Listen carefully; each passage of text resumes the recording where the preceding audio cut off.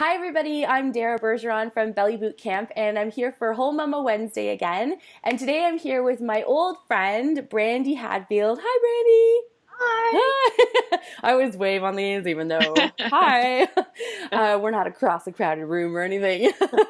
We're face to face on Skype. And Brandie is the founder of the Dream Method, which is an alternative to traditional sleep training. And she's also the president of Attachment Parenting Canada. So that's quite a little resume there, Brandie. Thank you, Dara. So Brandie's going to talk to us today about the Dream Method and about her own experience with infant sleep as a mom and as an educator of other sleep educators Mhm. and someone who works with moms and dads in getting their little ones better quality sleep, getting everybody better sleep, I think is the goal, right? Mhm. Absolutely. So Brandie, how old are your boys now? They're 6 and 2. And yes, my 2-year-old still gets up at night. So does um, so does my 3-year-old. yeah. She's a more challenging she's a more challenging temperament and requires more reassurance and contact like throughout the day, and that's not just in the night, that's through the day too. So I think that's just her Yeah, personality too. absolutely. And I think that's harder than if like you have the reverse situation, which I had, which I used to joke when my son was little that I had to literally like be on the floor with jazz hands. Like he was very hands-on. And he was my muse really for my business because I learned very quickly that the traditional ways of coping with sleep were not only not going to work on him, but potentially could break his spirit. So I was forced to come up with a new method, and that's the Dream Method. And then now Awesome. with my second born, it's just like I feel like I've been through it all, so I'm much more laid back and chill with the whole sleep thing. Amazing. Because, of course, even when you are doing whatever method you might choose or whatever your philosophy is, it's not as if this is just like a, fixed in one day situation, no matter what way you're doing it. So you really Totally. do have to manage your own mood and the way that you expect things from your little one and from yourself, right? What are the traditional sleep training methods that most of us are familiar with, like in a nutshell? Yeah, well, most of all the sleep training methods that we're used to seeing have to do with there. I mean, there's all different formulas, but they all stem from a behaviorist model of psychology, meaning they're concerned with changing behavior, Mm-hmm. and that behavior being night waking or needing assistance to fall asleep. Okay. So, Ferber, Sleep Lady Shuffle, all of these things, they all refer to things like nursing, rocking, any comfort or assistance as being a crutch with the ultimate goal of removing the crutch. Okay. Sleep Lady Shuffle, is that what you said? That Yes, sounds like a dance, like a really bad like country line dance or something. I obviously have very little education in infant sleep training, not a but dance. it's not a dance. It's probably No. way less pleasant than a dance. A dance would be awesome. How does the dream method vary from the all the other methods? Well, so what I found is that trying to control somebody else's behavior is like the definition of insanity because even if you do make a change, as you said, there's going to be ongoing challenges. And it's not just with sleep, but with toilet learning, with picky eating, with tantrums, with all of these things. We're dealing with another spirit here. And that in and of itself can just totally rock us because we're used to just dealing with ourselves really. And now we've got this volatile human in the mix. Mm-hmm. So the dream method recognizes that of course there are some things that you can do in terms of sleep environment and sleep hygiene that can create a sleep inducing environment and certain habits that we can implement and practice ourselves to lead by example. However, there is also a whole other world within our control that if we focus on, we can see great improvements in our ability to manage night wakings and also manage our own expectations of what's developmentally appropriate with each age and stage of our baby or child. Amazing.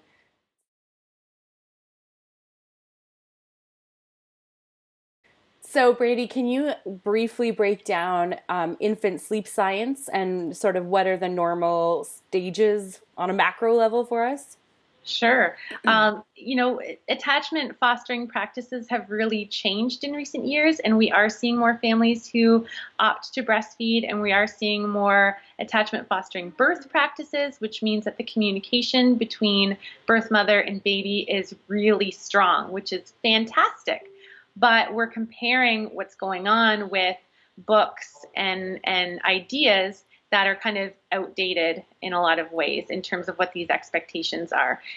So if you are breastfeeding, you can presume that you're going to be experiencing more night wakings, but I want to also say that that's not a negative thing. That just has to do with the physiology of breast milk and calories and all of that, and it's absolutely manageable, and I'm here with you live and awake to tell you that.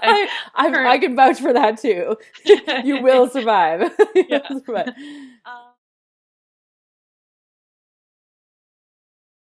So, Brandie, is there a specific age that the average baby or toddler, preschooler should be able to sleep through the night? That question is problematic, I bet you're going to say. Because comparison is the thief of joy, as the old saying goes. And that's you know, an old saying? I thought that was just from Instagram.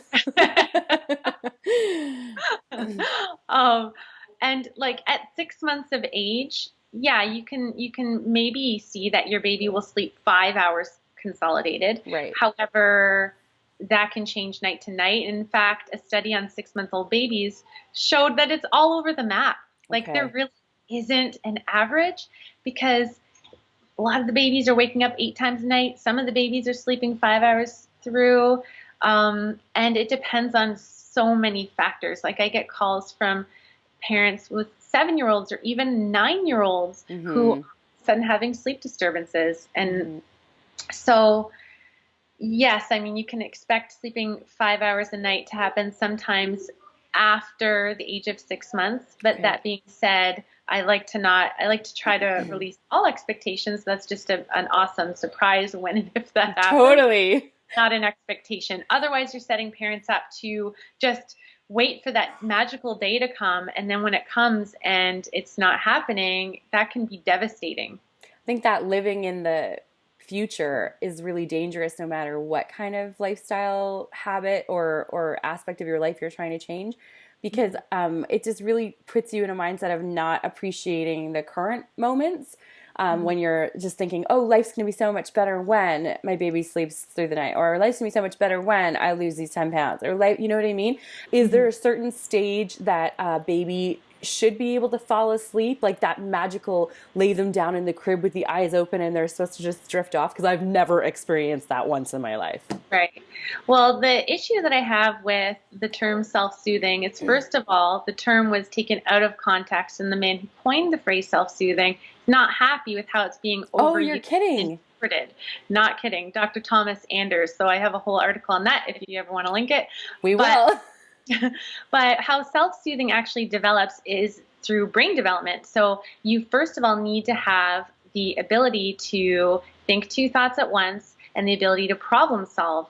And when babies are born, they're born with a fully developed amygdala, which is the fight or flight center. So they can feel panic and fear intensely right away, but they're not born with the prefrontal cortex or hippocampus developed. So those things are developed through cued care. So through responsive care, through baby cries, I respond. I'm sending the message that you're heard, you're seen, you have needs, and they'll be met, and you are safe, and all is right with the world. So if healthy attachment is being fostered, then into toddlerhood, after person permanence, object permanence is fully developed, and after they have some, not full, prefrontal cortex isn't fully even developed until your 20s, but at 5, it's in a good standing. But when you're like 2.5, you really have a good grasp of that mommy and daddy are in the next room, that I can have milk in the morning. Like, some of these concepts actually become clear, and you have memory of being soothed consistently throughout your life so far. So that's how it actually develops. A baby who has a need I mean, that need could be, I'm uncomfortable and I can't actually physically move. So then Right. how does one soothe that need? There's tons of needs that'll need to be met. If a baby is hungry, they can't tell themselves, it's okay, power through, you're going to get fed. Power through. They don't have the brain capacity. They don't have the brain capacity to have that thought. No, that makes total sense. They'll stop crying, but their stopping crying does not mean that they feel okay. Their stopping crying is preserving calories and the survival mechanism. Wow. So I've heard this sort of, I don't know if it's an old wives' tale or old husband's tale, as my mom used to say, but I've heard that some babies just kind of need to fuss before they fall asleep. And it's like a personality thing. Some fuss to sleep and some are quiet to sleep. Is there any truth to that? Hot. Every baby has a different personality. And this one's hot. There's so many different personalities of each individual human, and when you have a healthy attachment with your baby or child, you tend to be able to read their cues and, you know, understand what they need and want. And like my firstborn, for example, always wanted to be carried and that kind of thing. My secondborn hated the baby carrier. So I had all these awesome slings and, you know, German carrier that he didn't want to go into, and he didn't want to be parented to sleep that way. So from a baby, you know, I was finding myself just like being beside him and rubbing his back, and it was a foreign concept to me, but that was what he wanted. Oh, wow. So every baby is individual. They usually need assistance falling asleep, but what that looks like can vary. And you know, sometimes there's a lot of things that humans need to process from their whole day, and a lot of frustration and futility that a baby and toddler is going to feel, and that is going to come out at nighttime when everything's quiet and settled. And if there is any, you know, tears that didn't come out, then that might be the time when they express it. Brandie, that's when my tears come out too. I mean, isn't it at night before bed when you're laying there going like, oh crap, I forgot to call this person and I'm never going to get this deadline in time. And you know, that's the time when all the what ifs and the worries hit you, right? So talk to me about regressions, because I know you don't even use that word. Right. So I call them developmental progressions. Okay. And I do have a freebie on my website about surviving sleep progressions. We will link to that. 4 steps to getting through those tricky times. But why I call them progressions and not regressions is because so much that is exciting is happening within their brain and their gross motor development and the fine motor skills and their language. And it's during these times when so much is going on that sleep can be interrupted. Just like if you or I were working on a major project, or let's say we've got a book deal or something major happened, we'd probably have a hard time sleeping. We'd be more active in our sleep. We might wake up really early with an idea and that kind of thing. They want to practice their skills, or like yin and yang, if they're developing more independence, there's going to be that other side that's going to give them separation anxiety as a protection measure. So they might be more clingy, whiny, and that kind of thing as well. So what are the typical sort of age ranges for those developmental progressions? 4 months is the one that always hits parents so hard because it already feels like it's been so long, and then you learn that no, there's more. Longer. 9 months tends to be one that is a difficult one, because that's when their separation anxiety really peaks, because they're starting to cruise and really getting that mobility up and working towards walking. 18 months is a big language one where they are babbling, and so it's kind of a cute progression because they're talking about going to the park and sharks and dinosaurs, but it's really annoying when you're like, go to sleep. And then 2 is the last one. 2 is the last one, and that's often when kids are moving to a different bed, so you're dealing with that transition as well. Right. Okay. Brandie, can you give us a few tips, regardless of which way someone's going to go with their sleep methods, that can help the family and the little one to get better sleep? Sure. The first one is to create a safe bed sharing environment, because even if you have no intention of sharing sleep with your child, the fact is that 70% of families are doing it at some point in the night. Totally. Even if you don't start that way, you end up with Yeah. that kid in your bed. And that's hazardous because our beds aren't designed Right. for that. So baby could fall off, baby could suffocate with all the bedding and that kind of thing. So if you think there's even a slim chance that you might do that in the middle of the night because you're so exhausted, I would rather that you don't try to, what a lot of parents do is they go to the couch or the rocking chair, or they try to go somewhere else, even more dangerous. So if we can just let go of the vanity and have like a bare mattress on the floor Yeah. for those nursing sessions, that would be my one tip, that like the one thing I wish I could go back in time and redo. The next thing would be has to do with light. So I would say make sure that you're exposing yourself to as much natural light as possible and avoiding as much artificial light as possible, and turning screens off about an hour and a half before bed. And things like a salt lamp are really great for the evening to give you some sort of lighting. Oh, that's a great tip. Also really great for your hormones, which I feel like in those first few years when you're dealing with a little kid, you're also postpartum and maybe still breastfeeding. And so getting that natural sunlight and staying off your screens to get good sleep is super great for your hormones and your metabolism and everything too. Yes, and at 11 p.m., you get a whole new surge of cortisol. So it's really important for new moms to get to sleep before 11, because if they don't, then they have to deal with that cortisol, making it more difficult to fall asleep, stay asleep, and then you're feeling like crap the whole next day. Wow. So so Netflix only between 8 and 9:30 basically. Then turn the Netflix off. What we could read a book. Meditate, listen to music in the background, something like that.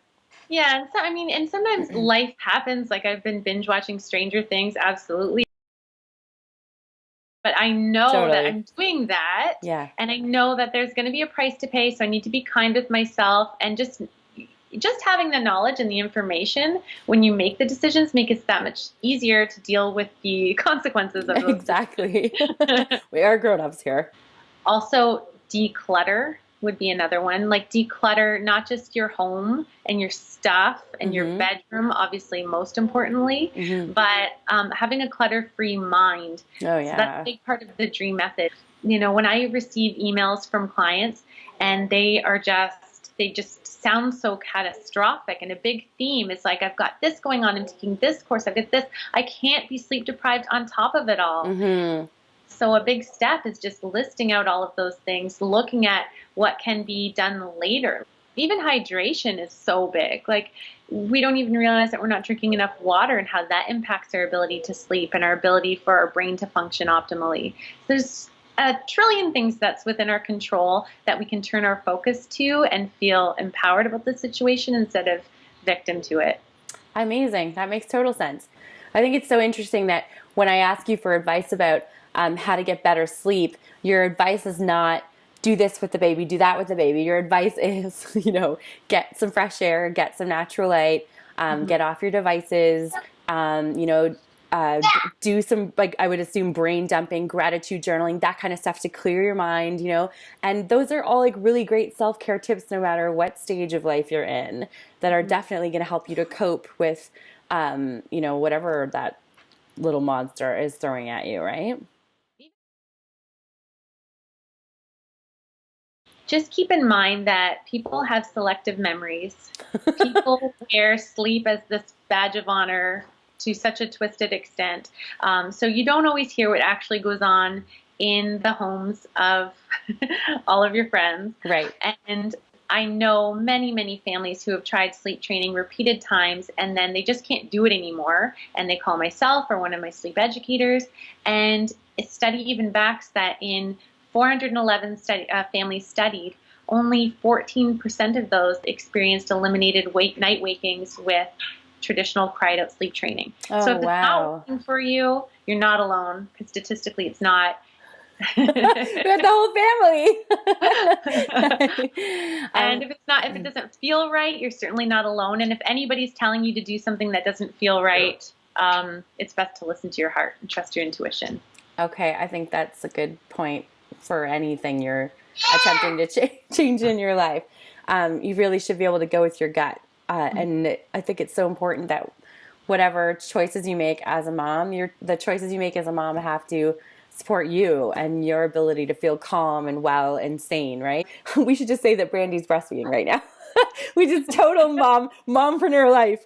I think it's really valuable to know that there is coaching and support out there. It doesn't mean sleep train or live in misery. It's, you know what I mean? You can manage your own life. You can manage your mindset, and you can find a community of other parents out there who have strategies to help them cope with infant sleep that not necessarily versions of cry it out, as you said. So, so Brandie, you are really active on social media, and I know you have some great stuff on your website as well. Your website is brandiehadfield.com, is that correct? Yep. And then you've got a great program for parents who want to do some support and coaching at home. Can you tell me just a little bit about that? That's at thedreammethod.com, and that's my online course where you can go step by step through my alternative to sleep training, which helps you with exercises and reflections and tangible things that you can do with your sleep environment and coping. Amazing. And you're on Instagram and Facebook and all of that. I see you on there all the time, and you're at Dream with Brandie Hadfield. Is that correct? Correct, yeah. And then Brandie, you said that you're going to provide us a couple of articles that we can add to this interview for parents who are looking for a little bit more support. Just getting a good latch there. There's a foot. Multitasking. And so we'll link to a couple of your articles and resources so parents who are at home and looking for some support around infant sleep can find you there. This seems like a good time to sign off. I don't know. It seems appropriate. Okay, Brandie, thank you so much for talking to me today. And bye, little Bo. Bye. Thank you.